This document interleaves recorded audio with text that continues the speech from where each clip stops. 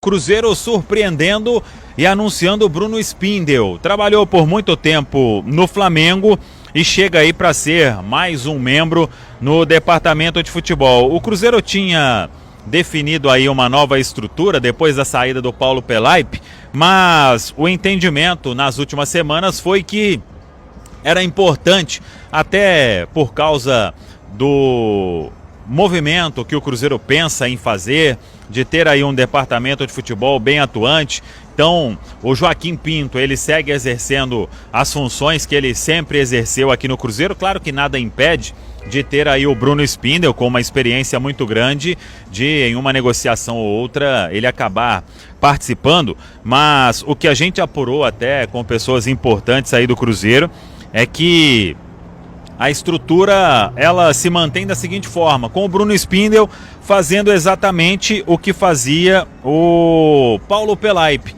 Então, é um profissional que conhece também o técnico Tite, e aí a estrutura ficando da seguinte forma: o Joaquim Pinto é o diretor esportivo, fica focado em scout, avaliação de oportunidades de mercado, negociação.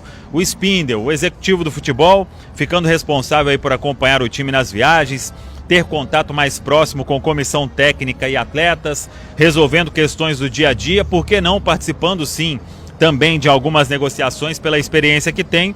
E o Rodrigo Ramos aí mais na parte administrativa, responsável também pelas logísticas, dia a dia, planejamento do calendário. Então, foi por isso que o Cruzeiro contratou aí o Bruno Spindel, que esteve bem próximo de fechar com o Corinthians, mas de última hora não houve acordo e o destino do profissional é a Toca da Raposa 2. Portanto, Bruno Spindel agora é mais um aí a integrar o departamento de futebol do Cruzeiro. Sobre movimentação no mercado, eu queria até aqui comentar o entorno do Vitão e o próprio Vitão, como o pessoal foi ponta firme o tempo inteiro e se quisesse ir até o final, isso ia dar muita confusão, hein? Eu acho que a negociação não ia acontecer de forma alguma, porque o Internacional abriu um leilão. Isso está mais do que claro, né? Então, a gente tem como provar tudo aqui que estamos falando,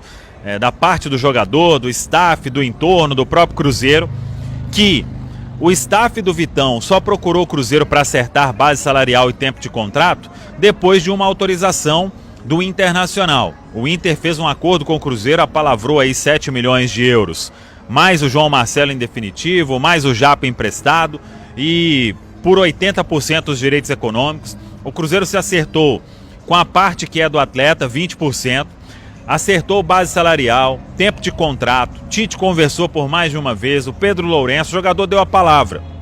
E aí, o Inter, com o Flamengo voltando à carga, o Inter aceita uma nova proposta e aí virou leilão, né? Se o Cruzeiro subisse, o Inter ia aceitar também.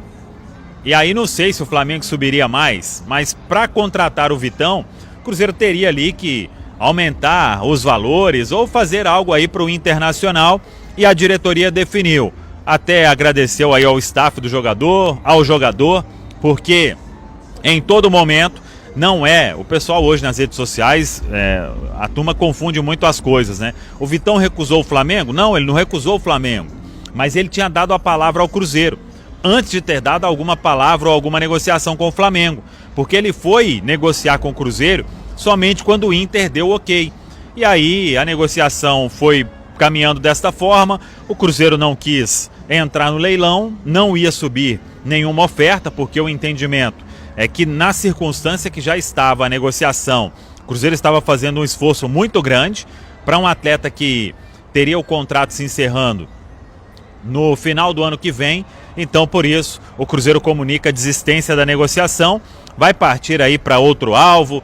Tem também o clube trabalhado aí com uma certa cautela para que não faça nenhuma loucura neste mercado. O entendimento é que o Cruzeiro, todo mundo sabe, tem um time bem formado, com boas peças, precisa de reforços pontuais, isso é óbvio, e o Cruzeiro vai trabalhar aí dentro do que entende o departamento de futebol, sem entrar em qualquer tipo de leilão, sem fazer qualquer tipo de loucura, para que a diretoria possa buscar esses reforços no mercado.